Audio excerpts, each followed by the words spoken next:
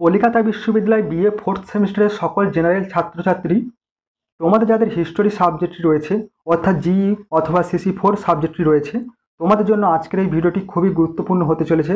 কারণ তোমাদের জন্য বাছাই করা একটি বড় 10 নম্বরের প্রশ্নের উত্তর নিয়ে আলোচনা করব। প্রশ্নটি হচ্ছে, দেখো, 1857 সালের মহাবিদ্রোহের গুরুত্বপূর্ণ কারণগুলি আলোচনা করো। খুবই গুরুত্বপূর্ণ একটি প্রশ্ন, তোমাদের এবছর পরীক্ষা আসার সম্ভাবনা খুবই রয়েছে প্রশ্নটি। তাই অবশ্যই সম্পূর্ণ ভিডিওটি দেখবে এবং ভিডিওটি অবশ্যই তোমাদের বন্ধুদের কাছে শেয়ার করে দিও।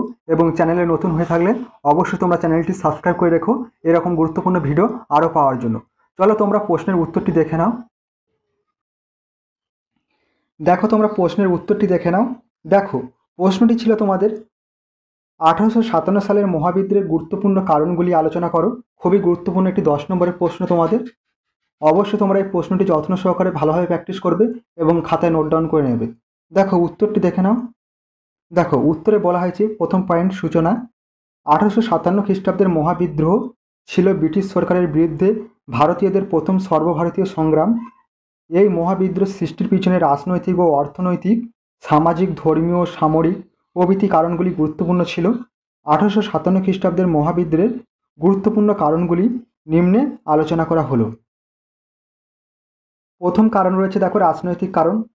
1858 খ্রিস্টাব্দে, এখানে 1858 খ্রিস্টাব্দ হয়ে গেছে, এটি হবে 1857 খ্রিস্টাব্দের মহাবিদ্রোহের সৃষ্টির পিছনে রাজনৈতিক কারণ ছিল অন্যতম, লর্ড ওয়েলেসলি তার অধীনতামূলক মিত্রতা নীতির মাধ্যমে অধিকাংশ দেশীয় রাজ্যকে কোম্পানির প্রত্যক্ষ বা পরোক্ষ অধীনতার মধ্যে নিয়ে আসেন।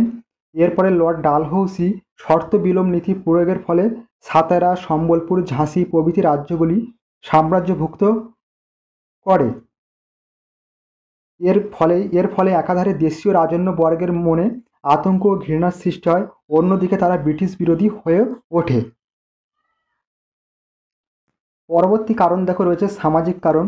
মহাবিদ্রোহ ঘটার পিছনে সামাজিক কারণও দায়ী ছিল। বিজেতা ব্রিটিশ সরকারের বিজিত ভারতবাসীর প্রতি বৈষম্যমূলক আচার আচরণ ভারতীয়দের অসন্তোষ বৃদ্ধি করেছিল। সরকারি উচ্চ পদে ভারতীয়দের নিয়োগ করা হতো না।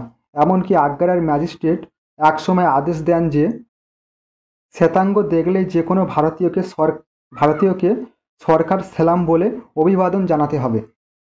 এই বিষয়গুলি ইংরেজদের প্রতি ভারতীয়দের বিরূপ মনোভাব তৈরি করেছিল। পরবর্তী কারণ দেখো, ধর্মীয় কারণ। ভারতীয়রা খ্রিস্টান মিশনারিদের কার্যকলাপ সন্দেহের চোখে দেখত। তাদের গির্জা তৈরি, খ্রিস্ট ধর্ম প্রচার, হিন্দু দেবদেবী সম্পর্কে সমালোচনামূলক বক্তব্য ধর্মপ্রাণ ভারতীয়দের মনে ক্ষোভ সৃষ্টি করে। এর পাশাপাশি ইংরেজি শিক্ষার প্রচার, স্ত্রী শিক্ষার বিস্তার, সতীদাহ প্রথা নিবারণ, খ্রিস্টান ধর্ম গ্রহণ করলেও বিভিন্ন প্রকার সরকারি সুবিধা প্রদান প্রভৃতি বিষয়গুলি রক্ষণশীল ভারতীয়দের মধ্যে ইংরেজদের উদ্দেশ্য সম্পর্কে সন্দেহ সৃষ্টি করে। পরবর্তী কারণ রয়েছে, দেখো, সামরিক কারণ। ইংরেজ সরকারের প্রতি ভারতীয় সিপাহীদের অসন্তোষ এই যুদ্ধের অন্যতম কারণ ছিল। ইংরেজ সেনাদের তুলনায় ভারতীয় সিপাহীরা অনেক কম বেতন পেত। যোগ্যতার দিক থেকে ভারতীয় সিপাহীরা সমকক্ষ হলেও ইংরেজ সৈন্যরা বহু অতিরিক্ত সুযোগ সুবিধা পেত। এছাড়া ইংরেজ সৈন্যরা ভারতীয় সিপাহীদের প্রতি অপমানজনক আচরণ করত। এর বিরুদ্ধে প্রতিবাদ জানিয়ে কোনো ফল হয়নি, ফলে ভারতীয় সিপাহীদের মনে বিদ্রোহের মনোভাব সৃষ্টি হয়। পরবর্তী কারণ রয়েছে প্রত্যক্ষ কারণ। মহাবিদ্রোহ সৃষ্টির পিছনে প্রত্যক্ষ কারণ ছিল এনফিল্ড রাইফেল ঘটনা। এই রাইফেলের টোটা দাঁত দিয়ে কেটে বন্দুকে ঢোকাতে হতো। রাইফেলের আবরণটি ছিল গরু ও শূকরের চর্বি দিয়ে তৈরি। ফলে ধর্মভীরু হিন্দু ও মুসলিম সিপাহীরা এই টোটা ব্যবহারের অস্বীকার করে এবং ভারতীয় সিপাহীরা বিদ্রোহ শুরু করে। প্রথমে বহরমপুরে এবং পরে ব্যারাকপুরে মঙ্গল পাণ্ডের নেতৃত্বে 1857 খ্রিস্টাব্দে 29শে মার্চ সিপাহীরা বিদ্রোহ শুরু করে। ফলে সিপাহী বিদ্রোহের সূচনা হয়। ধীরে ধীরে এই বিদ্রোহ দেশের অন্যান্য সামরিক ছাউনিতে ছড়িয়ে পড়ে। এরপর রাজন্যবর্গ ও সমাজের অন্যান্য সম্প্রদায়ের মানুষের যোগদানের ফলে সিপাহী বিদ্রোহ মহাবিদ্রোহের রূপ নেয়। এই ছিল তোমাদের সম্পূর্ণ প্রশ্নের উত্তর। তোমাদের 1857 খ্রিস্টাব্দে মহাবিদ্রোহের কারণগুলি আলোচনা করা হলো। খুবই গুরুত্বপূর্ণ একটি প্রশ্ন। অবশ্যই তোমরা এই প্রশ্নের উত্তরটি খাতায় নোট ডাউন করে নেবে এবং এবং ভালোভাবে প্র্যাকটিস করবে। অবশ্যই তোমরা এই প্রশ্নটি তোমাদের পরীক্ষার খাতায় 100% কমন পাবে এবং তোমরা উপকৃত হবে।